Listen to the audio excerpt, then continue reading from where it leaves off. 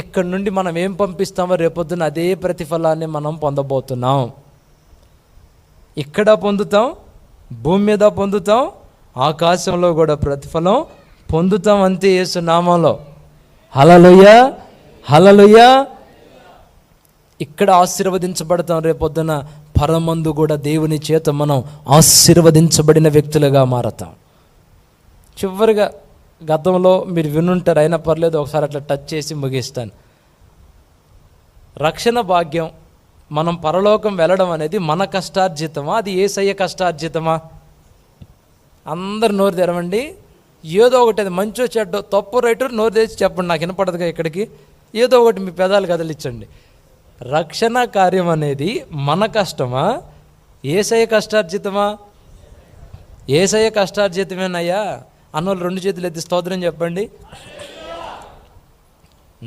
మొత్తానికి దేవునికి స్తోత్రం, కనిపెట్టారు. అంటే పరలోకం వెళ్ళడానికి మనం ఎన్ని తిప్పలు పడ్డా, ఎంత కష్టపడ్డా అది చెల్లదు.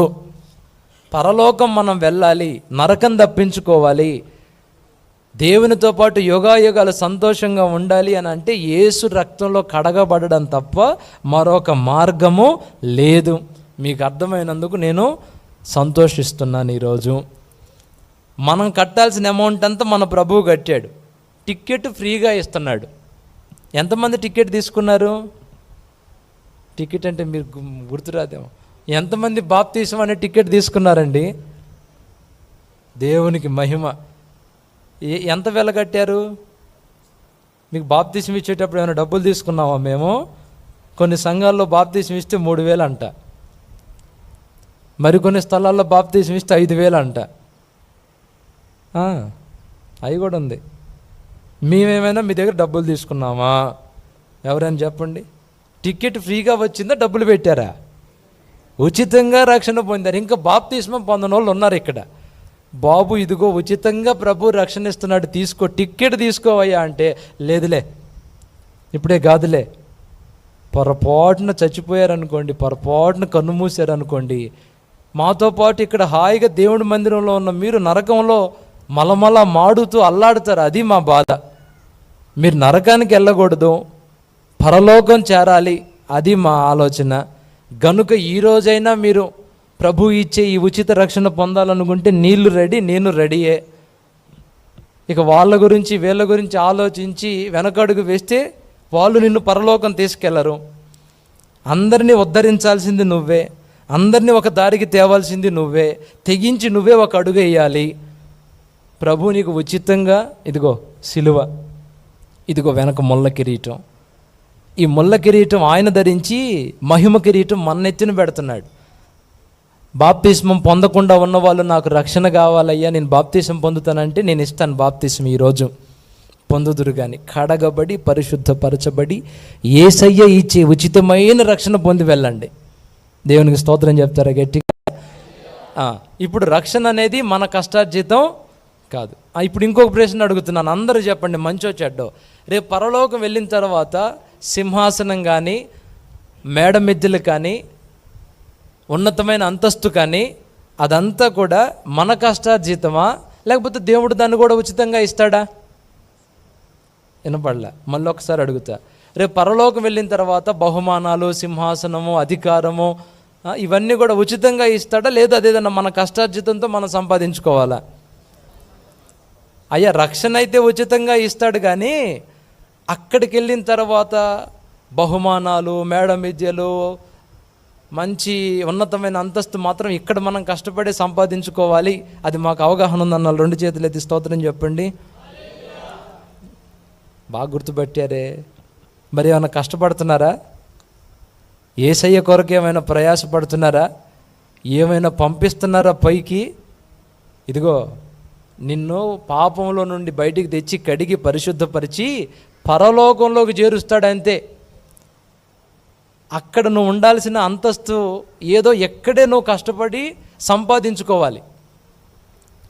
పరలోకంలో ధనం ఉంది, పరలోకంలో సింహాసనం ఉంది, పరలోకంలో మేడ మిద్దెలు ఉన్నాయి, పరలోకంలో దరిద్రుడు ఉంటాడు, ధనవంతుడు ఉంటాడు. మళ్ళీ చెప్తా, పరలోకంలో భాగ్యవంతుడు ఉంటాడు, ప్లాట్ఫారాల దగ్గర ఉండే దరిద్రుడు కూడా ఉంటాడు. మీరు పరలోకంలో ఇల్లు గాలిపోయిన తర్వాత కట్టుబట్టలతో బయట నిలబడిన వాళ్ళలాగా ఉండాలనుకుంటున్నారా? లేదు, ఐశ్వర్యవంతులుగా ఆశీర్వదించబడిన వ్యక్తులుగా ఉన్నతమైన అంతస్తులో ఉండాలని కోరుకుంటున్నారా? నేను అడగను, చెయ్యి ఎత్తమని. ఎందుకంటే అందరు కలిసి దేని ఓటేస్తారో నాకు బాగా తెలుసు. అందరూ కలిసి అయ్యా మాకు పెద్ద డూప్లెక్స్ బిల్డింగ్ ఉండాలి, బ్యాంకులో పెద్ద బ్యాలెన్స్ ఉండాలి, అక్కడ ఇటొక రాజదండం ఇటొక రాజదండం ఉండాలి, పట్టణాల మీద అవకాశం ఉంటే ఒక భూమి మీద నాకు రాజుగా రాణిగా అధికారం ఇవ్వాలి అంటారని నాకు తెలుసు. తప్పేం కాదు, అక్కడ కోరుకోవడం తప్పేమీ కాదు. అయితే చివరిగా ఒక్కటే, రేపు ఈ భూగోళం అంతా అగ్నితో కాల్చబడబోతుంది, మొత్తం గాలిపోబోతుంది. అంత గాలిన తర్వాత కట్టుబట్టలతో నిలబడ్డోళ్ళలాగా ఉంటుంది రేపు పొద్దున్న. నువ్వు ఏమి దేవుడి కొరకు ఇక్కడ చెయ్యకపోతే, ఇక్కడ ప్రార్థన చేసావనుకో, ఆత్మల కొరకు, నలుగురికి యేసయ్యను గురించి పరిచయం చేసావనుకో, నలుగురికి సహాయం చేసావనుకో, పాపాన్ని జయించావనుకో, అక్కడ బహుమానం ఇవ్వబోతున్నాడు నీకు. ఉన్నతమైన అంతస్తులో నా తండ్రి నిన్ను ఉంచబోతున్నాడు. ఓ ఆశీర్వాదకరమైన అంతస్తులో నిన్ను ఉంచుతాడు ఆయన. ఏదైనా ఒక రోజు, ఒక ఆదివారం లేదా ఒక గురువారం పరలోకంలో అసలు ఎలా ఉండబోతుందో ఓ రోజు మాట్లాడుకుందాం. కాస్త స్పెషల్గా వీడియోస్ అవి పెట్టుకొని లేఖనాల్లో నుంచి కొంచెం డీప్గా పరలోకంలో అసలు ఏంటి, తినటం పనుకోవటమేనా? ఏమండి, కొంతమంది దృష్టిలో పరలోకం అంటే ఏందో తెలుసా? ఏం పని ఉండదు, తినటం పనుకోవటమే. తినటం, తిరగటం, పనుకోవటం, 1-2 ఉండవు కాబట్టి ఇబ్బంది లేదు. మీ దృష్టిలో పరలోకం అంటే అదేనా? అసలు పొలం పనికి పోవ అవసరం లేదు, పార పని చేయ అవసరం లేదు, మట్టి పని చేయ అవసరం లేదు, పూలు తీయ అవసరం లేదు, గోడలు కొట్ట అవసరం లేదు, ఏసీలు పెట్ట అవసరం లేదు, ఆటోలు తోల అవసరం లేదు.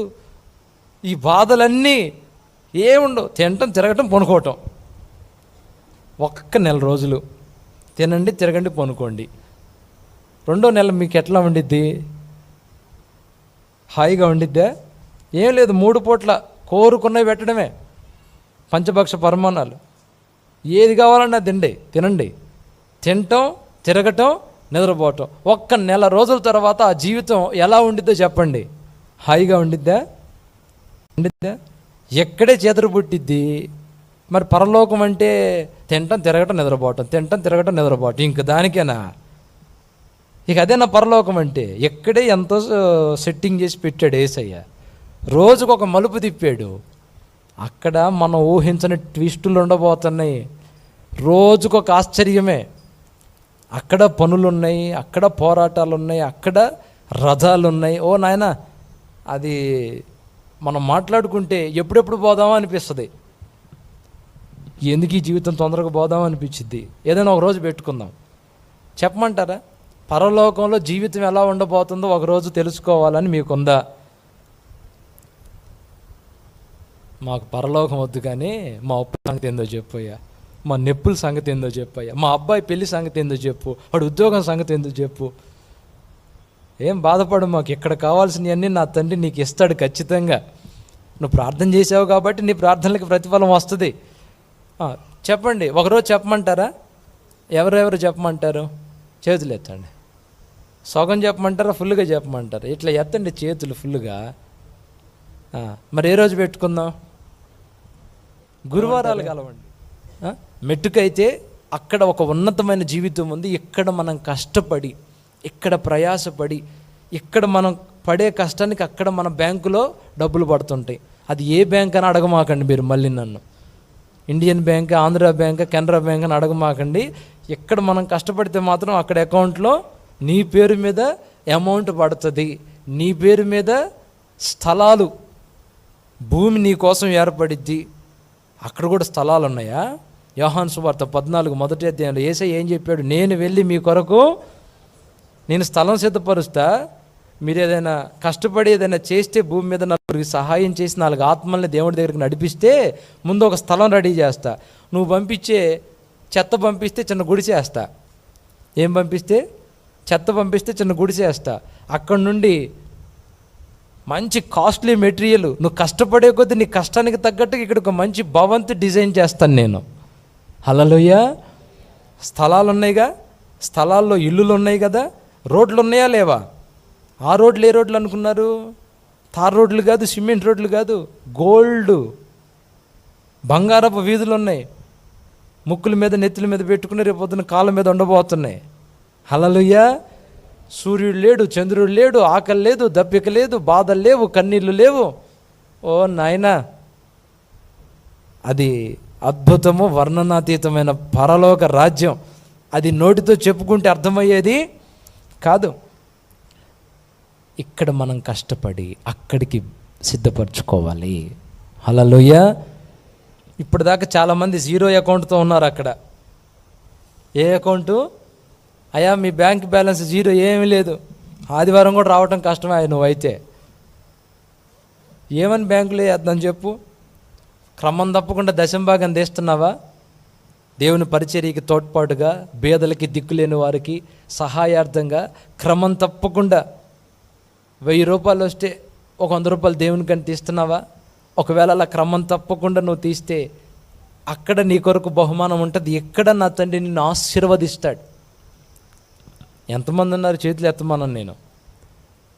ఎంత దేవుడు మీకు ఇస్తాడో అందులో కొంత దేవుని పరిచర్యకి అని చెప్పి ఎంతమంది కేటాయిస్తున్నారు?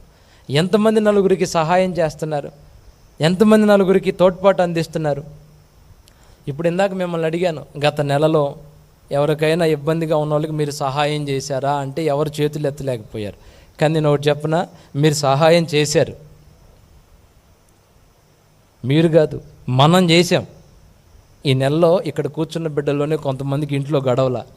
మీలో కొంతమంది రైస్ తీసుకొస్తే ఆ రైస్ అంతా కలిపి అందులో కొంత 10-15 రోజులకు వాళ్ళ ఇల్లు గడవడానికి కొంచెం రైస్ పంపించాం. అందులో నువ్వు తెచ్చిన రైస్ కూడా ఉందా లేదా?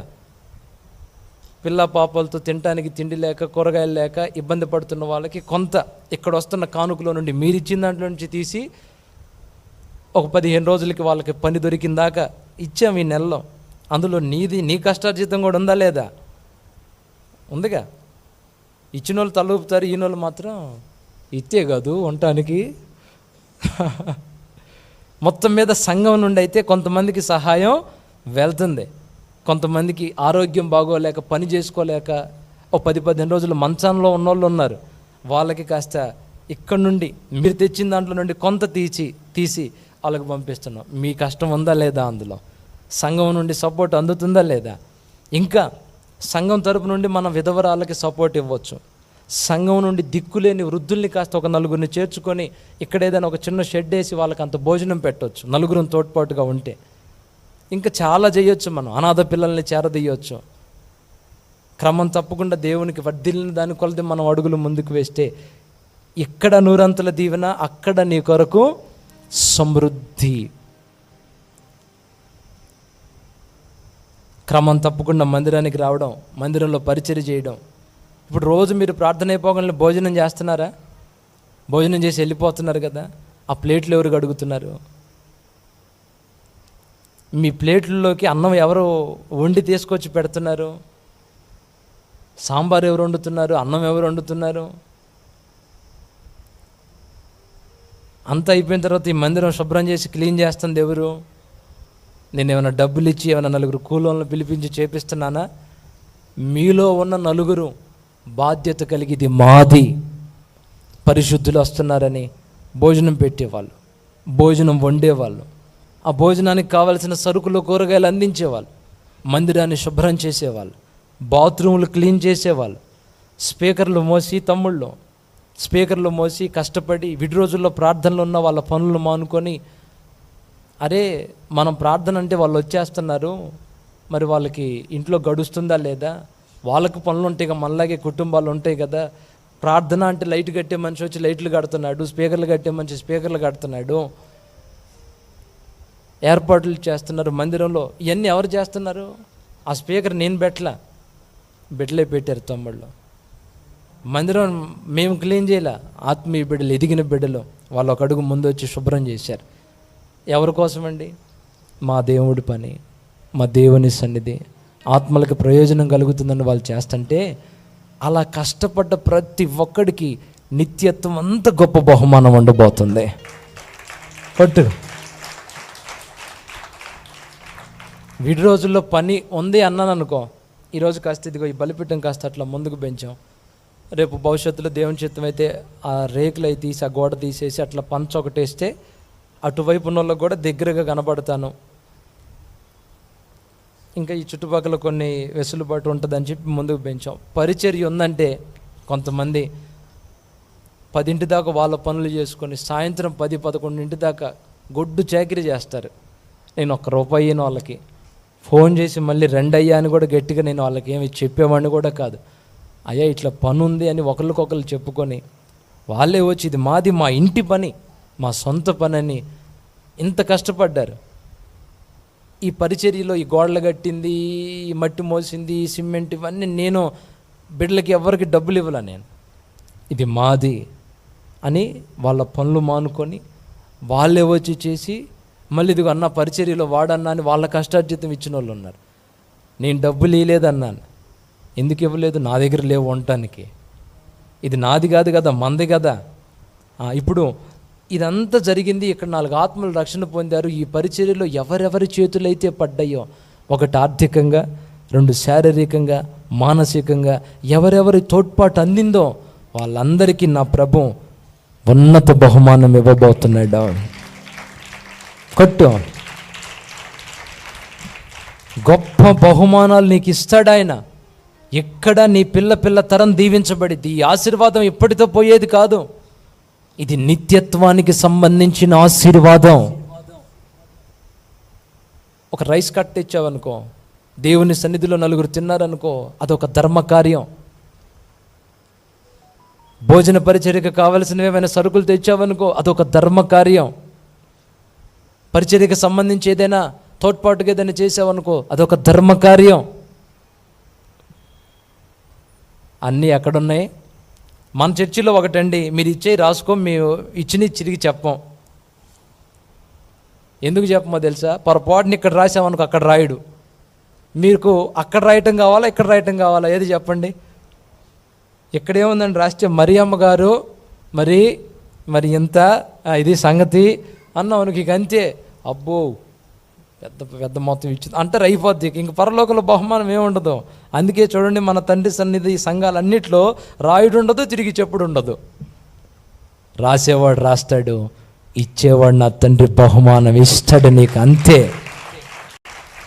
ఆ ఆశీర్వాదం ఎక్కడితో పోదో, నీ కుటుంబం, నీ బిడ్డలు, వాళ్ళ తరం, నువ్వు తీసుకునే ఈ నిర్ణయాలు, బిడ్డ తరం అందరూ ఆశీర్వదించబడతారు. ఏమండి, మన తాత ఒక మామిడి చెట్టు వేసాడు. ఆయన చచ్చిపోయినాటికి ఆ చెట్టు పెరిగి అప్పుడు పోత వచ్చింది. ఆయన తినలా కాయలు. మన తాత, మన నాన్న, మన పిల్లలు కూడా తింటారు లేదా? యేసయ్య కొరకు మనం వేసే ప్రతి అడుగు మన వంశమే ఆశీర్వదించబడుతుంది. ఇక్కడ దీవెనే కాదు, రేపు పరలోకంలో కూడా ఆశీర్వదించబడిన అనుభవాలు. అల్పుడుగా కాదు, ఘనుడుగా నువ్వు ఉంటావు. నా ప్రభు అలా చేస్తాడు.